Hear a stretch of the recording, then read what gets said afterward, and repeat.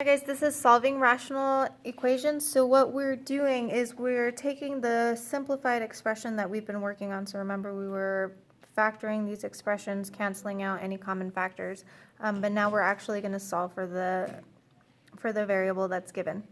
Another thing that I'm going to reintroduce and that we're going to incorporate here are the extraneous solutions. So remember that happens, or you find those when you set your denominator equal to 0.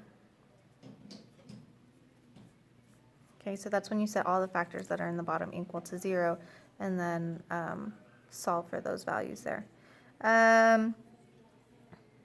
So here in this case, if we're looking for extraneous solutions, it would be when this is equal to 0 down here. So x cannot equal 0 for this function. When you have what's called a proportion, so when you have two fractions equal to each other, it's called a proportion, you can cross multiply. Now you only want to do that when you have a single fraction on each side. So if I had like plus something over here, or plus something over here, you do not want to cross multiply. You can only have one fraction on each side. So when we have this, we can cross multiply to solve. So we have 30 times x on this side, and then 12 times 75, which is something. 900. So now we can easily solve for x here by dividing by 30 on each side. X is equal to 20, 30, here, and that's it. Okay, so we're just solving the expression for x. They are going to get more difficult. You're going to have to factor and simplify, but that's just the basic steps on how to do this. So here in the second example, we have a fraction here on the left, negative 10 over 2q plus 8 is equal to 10. I can factor the denominator over here on the left-hand side. So I have negative 10 over, I can take out a 2 here. So I have 2 times q plus 4 is equal to 10. I can simplify this negative 10 and that 2. I can divide by 2 on each side. So I'm going to have negative 5 on the top. And that 2 is going to, divide into that 10. So I'm just going to rewrite it. Negative 5 over q plus 4 is equal to 10. I can write this 10 as a fraction by putting a 10 over 1. Now I have my proportion. I have a fraction on each side, and I can cross multiply. So I have negative 5 times 1 over here. So I'm coming up here. So I have negative 5 is equal to 10, and I'm going to leave it here in factored form, times q plus 4. To solve for q here, you would have to divide by 10 on each side. Okay, so I'm going to leave that. That's going to simplify to negative 1/2 is equal to q plus 4. Subtract 4 on each side. Q is equal to negative 4.5.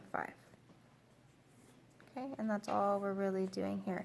If you want to solve for your extraneous solutions, we would do that over here before you cancel anything out. So I'll create another thing so we can do our extraneous solutions. Okay, that's going to happen when our denominator here is equal to 0. So we have q plus 4 is equal to 0. Solve for q here. Q cannot equal negative 4. Okay, if we plug a negative 4 into here, it's going to give us an undefined fraction over here. All right, so there's two things you're looking for. You're looking for q and what q cannot be equal to. I have two more examples for you. I have x plus 1 over 4 is equal to 3 over x minus 3. I'm going to solve for my extraneous solutions first. So I have 1x in the denominator, so I'm going to set that equal to 0. X minus 3 equals 0. Add 3 to each side. So at no point can x equal 3. That's my extraneous solution. Now I'm going to go ahead and solve for this. I have a proportion here. I'm going to go ahead and cross multiply.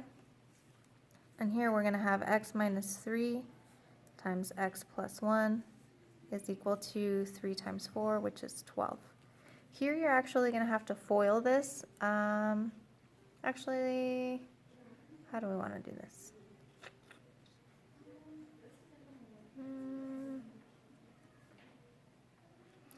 Yeah. So let's go ahead and FOIL this. Okay, so x times x is x squared. Keep going. So we have plus 1x minus 3x minus 3 is equal to 12. X squared minus 2x minus 3 is equal to 12. You're going to have to move this 12 over. So subtract 12 from each side. X squared minus 2x minus 15 is equal to 0. Once we have it equal to 0, we can factor this and then solve again using the zero product property. So if I do my table over here, I'm looking for the factors of negative 15 that sum to negative 2. So I'm looking at 5 and 3, negative 5 times positive 3, x minus 5, x plus 3 is equal to 0. Set each of those equal to 0. X minus 5 equals 0, x plus 3 equals 0, add 5 here, x is equal to 5, subtract 3 on the other one, x is equal to negative 3. So we have two solutions here. Okay, so x is equal to 5 or negative 3, and x can never equal 3. Those are your extraneous solutions. So we have a lot going on here. The last type of problem that you're going to have is a lot less work. It's asking, is negative 2 a solution to this expression here? So all you're going to do is you're going to plug in that value, and you're looking for a true or false statement. Okay, if it's true, then it is a solution. If it's false, then it's not a solution. So let's just plug in here. I recommend that you use parentheses wherever you have your x. Okay, so we have negative 2 minus 1 over negative 2 minus 4 is equal to negative 2 squared minus 1 over negative 2 plus 4. So then you just simplify. So negative 2 minus 1 is negative 3. Negative 2 minus 4 is negative 6. Negative 2 squared is 4. Minus 1 is 3. Negative 2 plus 4 is going to give you positive 2. So that's going to simplify to a positive. These two negatives are cancel out. So 1/2 is equal to 3 over 2. That's a false statement. So x equals negative 2 is not a solution. Okay, and that's it. So you're just checking to see whether it's a solution or not. I have two practice problems for you. They're right here, and you can go ahead and start the equations with one rational expression. The next Khan Academy is equations with two rational expressions, I think, and you can probably get started on that if you finish. Other than that, if you have any questions, let me know. Shoot me a reminder. I'll see you in class.